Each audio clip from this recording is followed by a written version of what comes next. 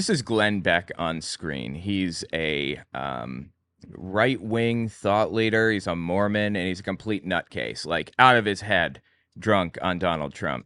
Which is funny because originally, like in the very beginning, like 2015, 2016, he said that Trump was a danger to society and stuff. All of a sudden, he just flips. Anyway, he has Anna Kasparian on his show. Anna Kasparian is from the Young Turks and is turning far right as we speak, unfortunately. Criticizing the fact that Donald Trump is a fascist, saying that he's not, and all kinds of stuff. So I want to listen to her appearance on Glenn Beck. It's kind of sad to see. Let's give it a watch. While we watch, we're going to play some Golden Sun for the Game Boy Advance. Should just be in the background. Won't bother you too much. You never played before. We are living at such an exciting time. Everything is changing, and strange times create strange bedfellows. More and more, I find myself sitting down and having actual conversations with people who even just 5 years ago would have never thought to talk to me or me talk to them in a million years. But things have changed in a good way, and people on the right, people on the left, and the people somewhere in between or nowhere at all are starting to agree, hey, we have problems, and we have to stop this political division before it destroys us completely. Political division is destroying you completely. The right is creating the political division. I don't want to hear it. Also, this is not the right way. I'm lost. Christmas is coming up, and you'll probably be getting together here soon with a family member who voted differently than you. Yeah, don't remind me. Can you bring that back together? That old friend that you had? Like, you know what he's saying here? It's not that he wants unity. He doesn't want unity. He wants people to agree with him specifically. You think he's going to meet in the middle? No, he doesn't want to meet in the middle. He wants you to meet him where he is. This pretend faux unity nonsense coming from Republicans came out of the mouths of the Nazis too. Not that there's a comparison. I don't want to make it seem that way. I just wrote about this at length not too long ago. But Hitler claimed to be the unity candidate. He was very clearly not the unity candidate. I don't know how it could be any more obvious. He was trying to force people to agree with him, force them into line. And that you had, can they believe that you're not a fascist or a communist? How do we maintain the vision of e pluribus unum? How can we come back together? I think we can. To test my theory, I am joined today by a prominent political commentator from the left side of the aisle. Welcome, host and producer of the globally popular online news show, The Young Turks, Anna Kasparian. I can't wait to talk to Anna, and I hope you listen to this entire conversation because I think this is really important. And we're going to talk about abortion. At least I have it on my list. Let me talk to you about preborn. The left would like... Oh, God. He's going to talk about abortion. He is, of course, anti-abortion, and Anna is, I imagine, pro-abortion, but I don't know where she is now. She's like far right at this point. Like you to think that every woman who gets an abortion magically gets happier. And some people on the right. They may not magically get happier. Nobody said they're magically getting happier, but they're not going to be more sad. I want you to believe that they're magically evil. I don't know the people who want to shout their abortion. That is evil. But the truth is, women are trapped and babies die. And the only way we're going to change this is by changing people's hearts and their minds. The Ministry of Preborn is fighting for moms who are deciding between the life and death of their unborn child. First thing they do is they introduce their mom. God, this drives me insane.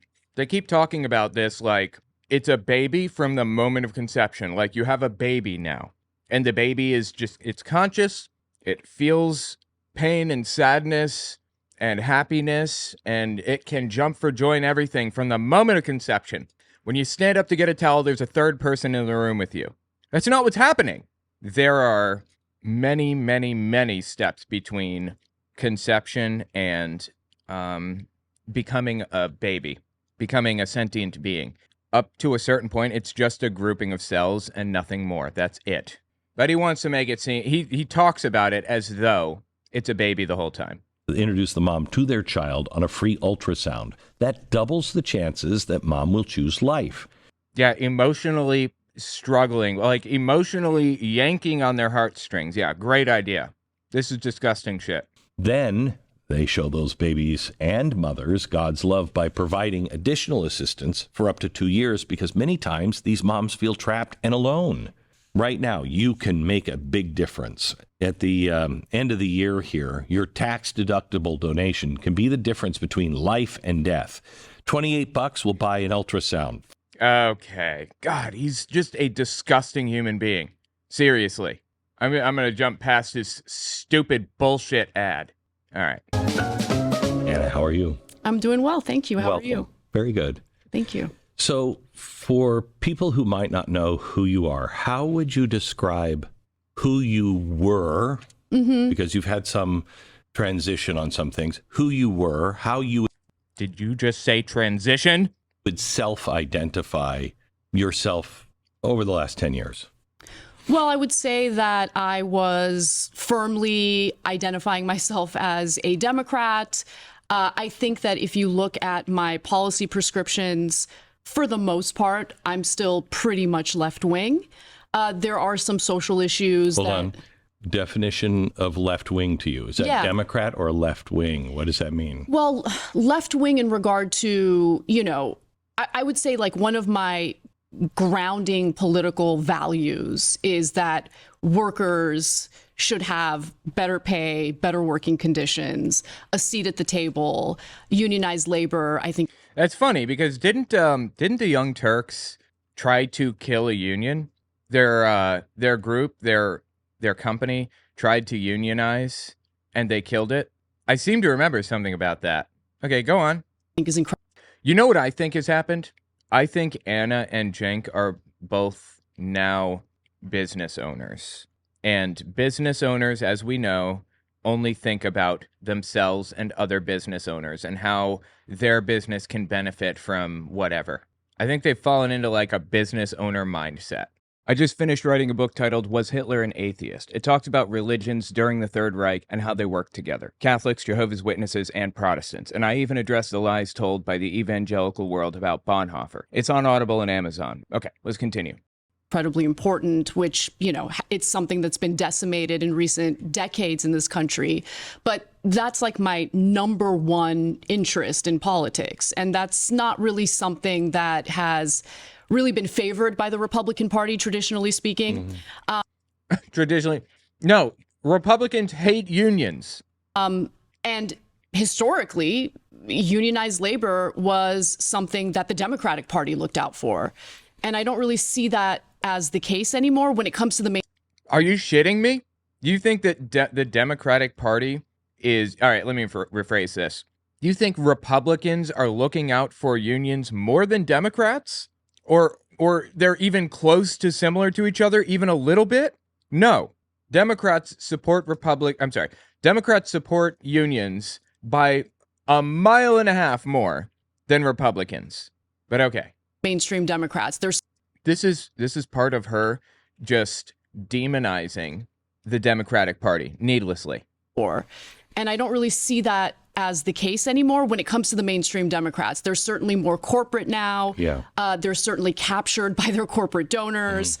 I think that the way that this last election went down really does show you the kind of political strategist rot that exists, the corruption that exists, and there's real tension now between the voters who want very specific policy prescriptions in order to deal with the rising inequalities that we have in this country when it comes to wealth and income. Sure. And then you have the Democratic Party. All of the things that she's talking about, as far as I could tell, all of that sounds real. You think Republicans are going to get you closer? Or let me rephrase. You think that you think Republicans will get you closer than Democrats? This is like the movement, the anti-Biden movement, because Biden is not in favor of Palestine enough. You think that Trump is going to get you closer to a world where Palestinians can live in safety without living in fear? This is a joke. party which is heavily funded by corporate interests and moneyed interests. And what those donors want severely conflicts with what the base of Democratic voters want. And so this has been a growing issue with the Democratic Party. And what I see as, their campaign call is more and more culture war stuff. And it gets more and more extreme every election cycle. What culture war issues are Democrats engaging in? What are you talking about? Republicans cannot shut up about culture war issues. That is the problem. Again, I wrote about Germany during World War II. Was Hitler an atheist? Give it a look. Amazon and Audible. OwenMorgan.com if you want a signed copy. Anyway, I wrote about it, and that's why I'm focused on it a whole bunch. But in Germany, culture war issues were the only thing on people's minds. That was it. Culture wars are largely waged by the right. They couldn't shut up about stupid culture war issues, about abortion and how the left is trying to take advantage of you and all this other stupid shit. This is like playing out in the exact same way. And I think that they're pushing more and more people away by sticking to the corporate politics while also getting more and more maximalist when it comes to some of the culture war type. Like what? Name something for me. Just throw out a policy. There is none. Republicans are waging a propaganda war on the basis of culture wars. Issues. So as I look, because it is so hard, what you do, what I do, there's so many words that come out of us every single day, and then out of context or not worded, exactly right. Oh, please.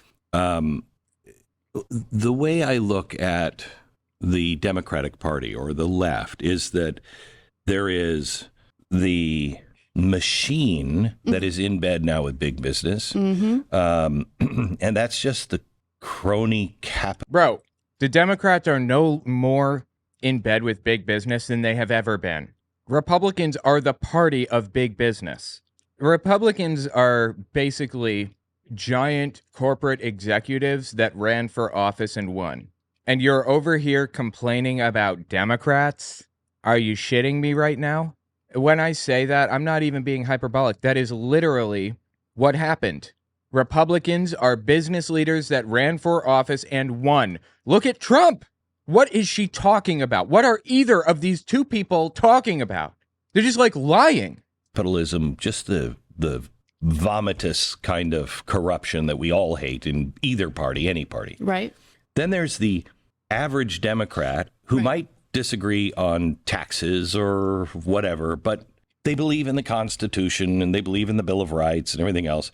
And I think that has been that is the majority of people. Absolutely. And then there's this crazy left-wing Marxist. No, stop there. That doesn't exist. Let's see how Anna reacts. Destroy She says, it all kind of group. And that, I don't even know, maybe 8%, 10% is that. And it's the It doesn't exist. It's in his head. middle people who have been either lied to so effectively by so many people, mainly mainstream media. But we're at the beginning in the Democratic Party, possibly, of those people waking up and going, I don't like either end of the spectrum. Yeah. I take a little bit of issue with the use of Marxist in this. Wow, that's nice of her to take issue with Marxists. There are no Marxists in any kind of position of power in government or in any movement of any sort that I know of in the United States. And also, he's completely misunderstanding what Marxist is. Intentionally? I don't know. So let me catch my breath. Just ran to get socks. Takes a lot out of you to run to the bedroom. Just kidding. When Glenn Beck says Marxist, what he means is violent revolutionary, tantamount to Nazis. That's actually what Marxists were during World War II and in the lead up. World War I era, not quite World War I. We'll say from 1917 onward, that's what communists were. Absolutely out of their heads, insane, drunk on power, looking for any opportunity to seize power. I mean, it was bad. Communists were bad at the time. That is not what we are dealing with today. That's not what we've been dealing with in the U.S. almost ever. Yes, there is such a thing as like violent Marxists trying to take over, trying to inspire revolution. That is complete nonsense. It's not happening today in the United States. His portrayal of communists like Nazis is fair if we were talking about like 100 years ago. 100 years ago today. Dude, I am so lost, it's not even funny. I thought I was supposed to go talk to the guy in this castle. Anyway, there isn't a single person, not one in the United States, I would argue, that is anything like the communists of the 1920s around the world. Germany, specifically, Europe, and Eurasia, I guess is what it's called. Nothing like him. Context, because honestly, I think that there's maybe a total of like 5 actual Marxists in this There you go. country. In reality, we're talking about individuals whose politics is mostly based on, you know, some fringe issue or some cultural issue that they have. It's not just that they care about that issue, it's that they've taken that issue and they've made it part of their identity. Like what? What specific thing are you talking about? I assume she's talking about like being gay. That's not a cultural issue. That is a life and death issue. People are literally being murdered in the streets because they're gay or whatever, or because they're black. This is literally happening. That's not a culture war issue. The core of who they are. And it's almost like what you would expect from religious zealots, you know? And so there's a fundamentalism in the way that they... Bullshit. She's comparing being gay to being a religious fundamentalist. I'm assuming that's what she's talking about, being gay, right? Treat these issues, and there's no room to negotiate. There's no room to maybe consider the thoughts and concerns of other individuals. And so as they become more and more kind of like authoritarian in what they demand. I'm not sure what she's talking about specifically. Like, this doesn't apply to being gay. Is she like talking about something else? I don't know what she could be talking about. She's probably talking about trans people. I mean, it transfers over. Effectively, you know, people are still being treated like shit for being trans. It's not a culture war issue on the left. It's a culture war issue on the right. The right is doing everything that they can to demonize the trans community and make things worse for everybody. I don't understand what she could possibly be talking about.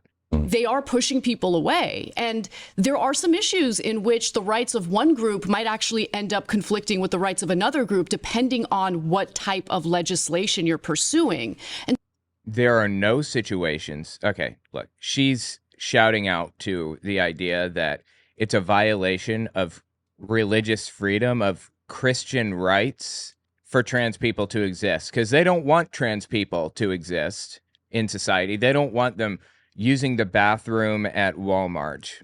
They don't want them walking around like a McDonald's where their kid can see or whatever. She's conflating trans people literally being like their lives being threatened. She's conflating that with religious fundamentalists believing that they just shouldn't be in society. Are you shitting me right now? Is this real? What is wrong with her? How did this happen? And so, of course, this has come up with the trans issue. And you were right. That's it. Somebody said the trans issue. You were absolutely right. I've always been supportive of the transgender community, but when the rights of transgender people, particularly transgender women, start to cause some tension with the rights and freedoms of... How? What? What freedoms are being threatened by trans women that everybody else has that could, you know, limit your rights? Which rights specifically? Which things? What talking point are people using? I mean, go nuts, go extreme. What are the extreme talking points that could threaten the Christian community by the trans community? Which ones? I'll take anything. Of women or the perceived safety of women. Well, let's have a conversation. The safety of women. That's okay. It's starting to form out a little bit. She's talking about trans women using a bathroom at Walmart and saying that that is a violation of people's rights to safety. What a fucking joke. and freedoms of women or the perceived safety of women, well, let's have a conversation and avoid assuming the worst of the people who want to have that conversation, right? Because I think that in a country like America, where you have so many different people with so many different backgrounds, beliefs, people of faith, the only way this works is if we respect each other and actually engage in these conversations. And that's what I've been saying this whole time. Respect each other. That's not what's happening. There isn't respect for the trans community on the Christian community's part. This is sad to have come this far and fallen this hard. Good faith. And I felt that the left was able to do that back in the day. And I don't know what happened, but we've moved further and further away from being able to have those conversations in good faith without assuming malice toward individuals who have a slight difference of opinion. So, a slight difference of opinion. Christian nationalists, I should be saying. Christian nationalists just have a slight difference of opinion in that trans people should be dead.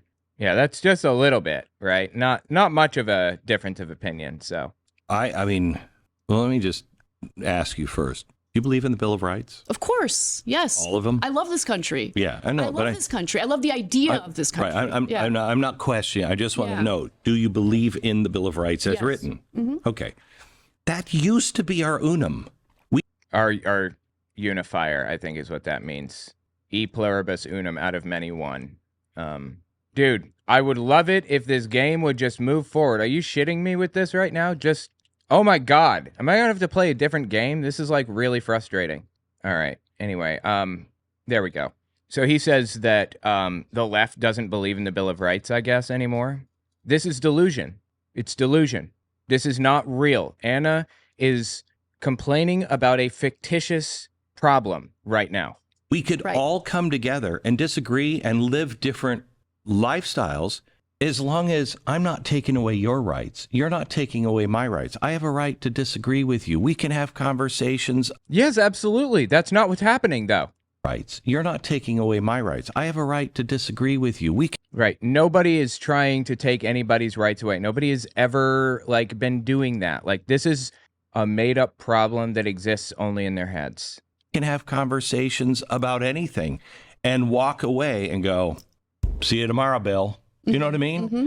That's what's happened to us. There's been this erosion of education of how important the Bill of Rights is. No, the Bill of Rights is perfectly fine. I love the Bill of Rights, yes. Big fan of the Bill of Rights over here. I'm not sure what he's talking about. What's the complaint exactly? What right in the Bill of Rights does he think the left is trying to take away from him? We're looking now at a population, especially younger population, that thinks that there's limits on speech. Right. There are limits on speech, absolutely. Of course. You cannot go up to a hitman and tell him that you want him to murder this person. That is illegal. That is a limit on speech.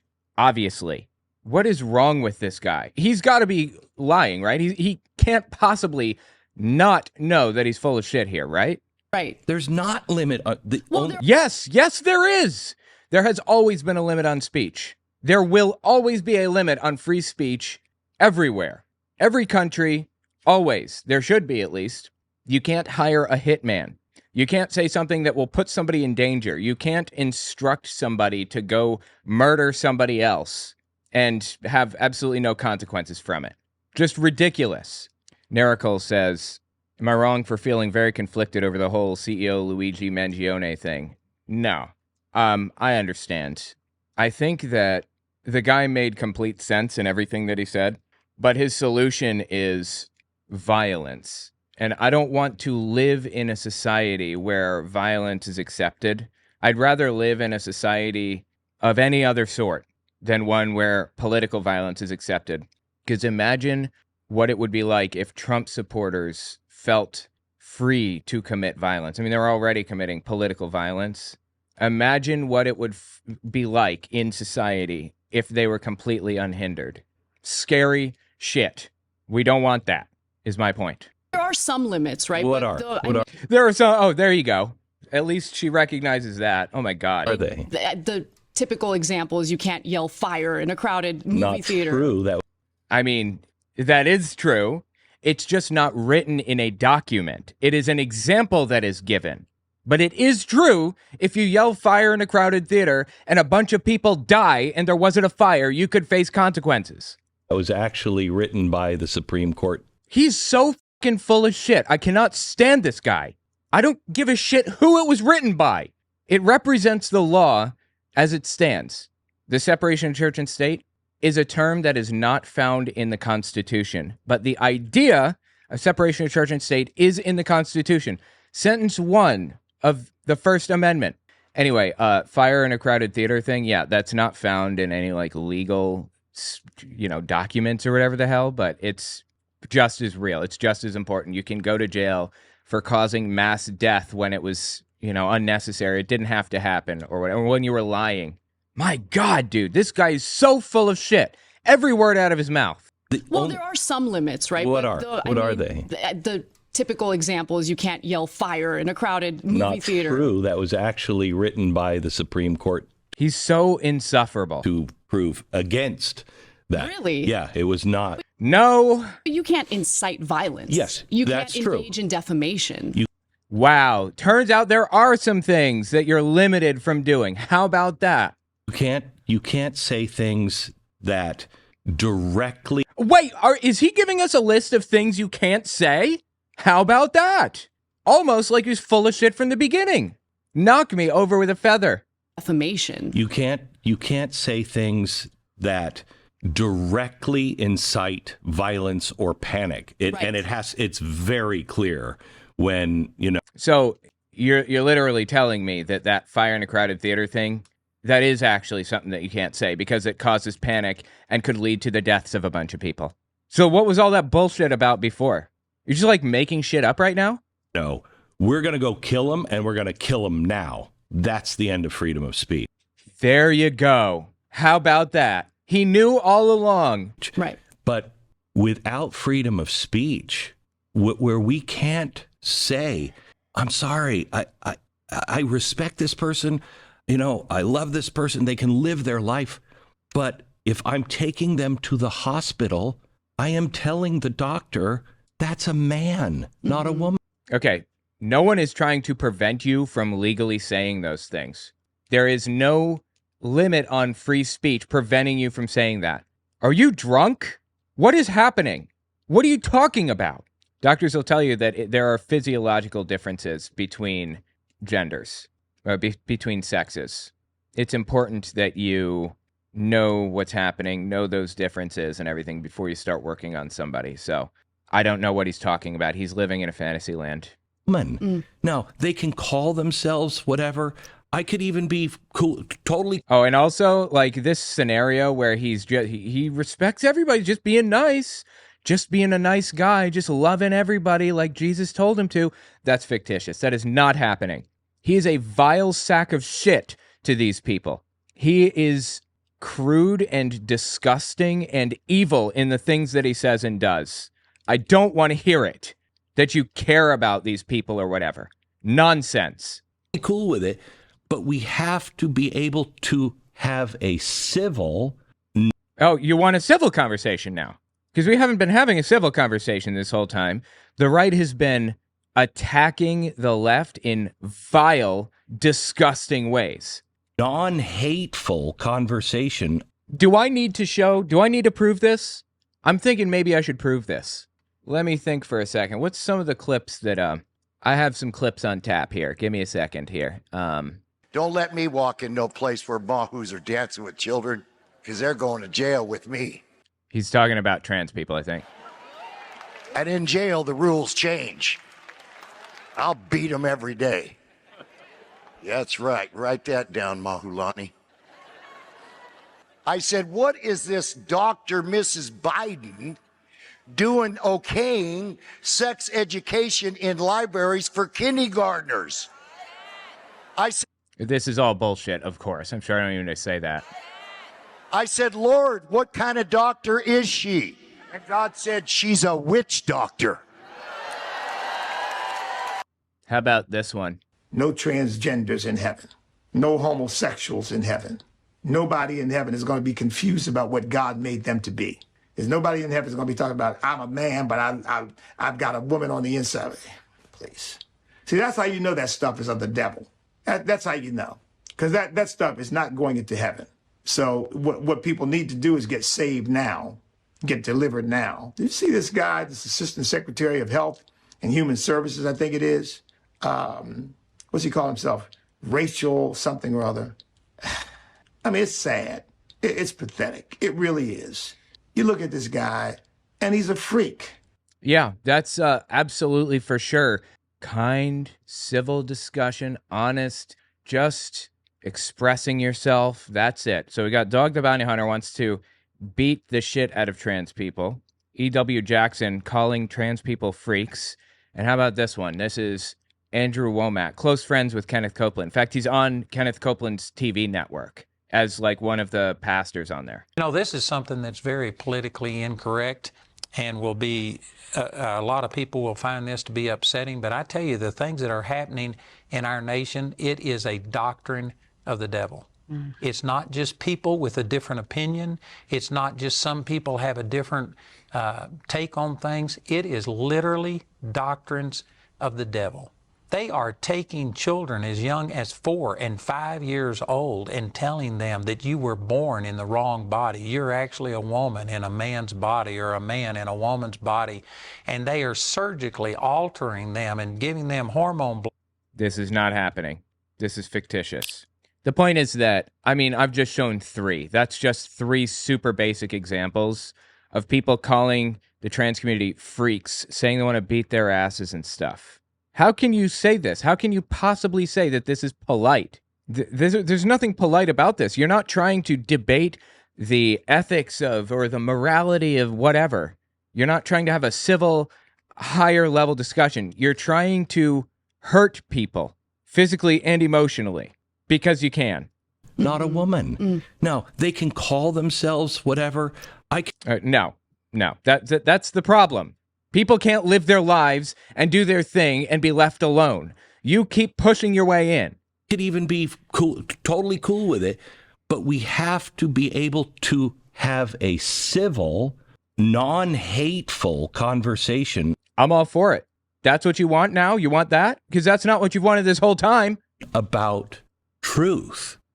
I mean, I agree with you on that. And, you know, the argument, and I think this is a decent argument that you'll hear from those who are more restrictive in or wanting more restrictions on speech is, well, we want better terms of service when it comes to, you know, private companies, but free speech only has to do with the government. And if the government isn't violating your free speech, then... Well, no, let me just kind of reframe this for you. You can't go to jail for the things that you say. If you treat people like a shithead, then you're going to be viewed like you're a shithead. You don't have a right to be a shithead with no consequences. See how that works?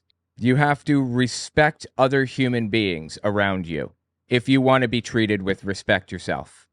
Why are we complaining about, you know... That's not a problem if the government's not in bed with all of the business. Oh, now we're going to go down conspiracy land where everybody is where the government's secretly controlling Twitter, trying to, like a puppet master, pull strings to force Twitter to ban people that they don't like selectively for political reasons. Give me a fucking break.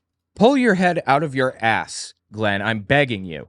You know what I mean? What do you mean by that? Republicans used to be the big business people. Right. Okay? Yeah. Republicans are the big business people. In fact, they are almost exclusively made up, the Republican leadership, of business leaders, of like CEOs and shit. Oh my God. It sounds to me like what Anna's about to say is like, it's almost like maybe she's going to disagree with him. She's going to push back a little bit. Interesting. What do you mean by that? Yeah. You know, people care about free speech nowadays because when they came from England, for example, the government could jail them for like criticizing the king and shit. They could do anything. So yeah, I would rather live in this environment. Just because you have freedom from government attack or government retaliation does not mean that you have protection from social consequences. Your family member doesn't want to like know you anymore because you're a fucking scumbag, they shouldn't have to. You trying to tell me that you're going to force your family members to talk to you and hang out with you? You're not free from social consequences. And I think they still are to a large extent. I think remember we talked about those, the three with Republicans. There's that machinery Republican. They're Right. all in bed still. They're all in bed. That section, I hope, comes to an end, but there'll always be those people. So I agree with you on that. But it was when you're in bed, especially now, I don't know how you define fascism, but fascism. Oh my God. He's laying into this because he knows that she defines it in a strict way that makes it so like nobody is a fascist. I don't know how you define fascism, but fascism, the technical definition of fascism, is a public-private partnership with the government and private industry. I've never in my entire life ever heard that definition. I have no idea what he is talking about right now. It is the public-private, like, what, the joining of like public and private industry? What are you talking about right now? Communism doesn't let you have private ownership. Fascism says, no, you can have private industry, but you're going to do it our way. I've never heard that in my entire life. I have no clue what he's going on about. The thing is, fascism isn't well defined for most people. I didn't actually know what the definition of fascism was for a long time until I read about this subject extensively. And now I know what fascism is. I go with Umberto Eco's breakdown of fascism. I think he has like 12 points of fascism or something like that. I wrote about it in my book at length. Again, Was Hitler an Atheist? OwenMorgan.com if you want to read about it. But here, just a few examples. The cult of tradition. One has only to look to the syllabus of every fascist movement to find the major traditionalist thinkers. The Nazi gnosis was nourished by traditionalist, syncretistic occult elements. Okay, I don't know about that, but whatever. The rejection of modernism. The cult of action for action's sake. Action being beautiful in itself must be taken before or without any previous reflection. Thinking is a form of emasculation. Disagreement is treason. Fear of difference. Appeal to social frustration. One of the most typical features of the historical fascism was the appeal to a frustrated middle class, a class suffering from an economic crisis or feelings of political humiliation and frightened by the pressure of lower social groups. The obsession with a plot. The followers must feel besieged. The easiest way to solve the plot is to appeal to xenophobia, which is to say, like, attack immigrants or whatever. Or kids. The kids these days. Attack kids these days. That's another one. The enemy is both weak and strong. The followers must be convinced that they can overwhelm the enemies. Thus, by a continuous shifting of rhetorical focus, the enemies are at the same time too strong and too weak. Pacifism is trafficking with the enemy. For fascism, which is his definition of fascism, it means eternal fascism, basically. For fascism, there's no struggle for life, but rather life is lived for struggle. Fascism just means like overarching fascism or fascism that spans countries, because fascism was created by Mussolini in Italy, and he ran the fascist party, and it had its own set of qualities that people could expect from it, like beating the shit out of political opponents, threatening political violence and things like that, tracking down like Hitler's political opponents, for example, or Mussolini's, with black shirts or brown shirts and beating them until they drop out of the race. Selective populism. There is in our future a TV or internet populism in which the emotional response of a selected group of citizens can be presented and accepted as the voice of the people. Newspeak. All the Nazi or fascist school books made use of an impoverished vocabulary and an elementary syntax in order to limit the instruction for complex and critical reasoning. Machismo and weaponry. This is the origin of machismo, which implies both disdain for women and intolerance and condemnation of non-standard sexual habits. from chastity to homosexuality. Since even sex is a difficult game to play, the Ur-fascist hero tends to play with weapons. Doing so becomes an ersatz phallic exercise. Interesting. Contempt for the weak. Elitism is a typical aspect of any reactionary ideology. Pacifism is trafficking with the enemy. And yeah, that's it. That's the end of the list. 14 points. That is fascism. That sums it all up pretty nicely. I don't know where he got this idea that it's joining the state and what? Where did you hear that? Who told you that? You have the company. And if you don't want to do it our way, we'll destroy you, take it away from you or whatever. No, I don't know. We've been headed that way for 100+ years. Both sides have been doing it. Right now, the public-private partnership where the government says, we can't do this, but you can. That's fascism. That's wildly dangerous. And both sides have a propensity to do that because they both like power and both like control and money. I have no idea what he is talking about right now. This is complete nonsense. Just sad. It is just sad to see Anna Kasparian go down this ridiculous road.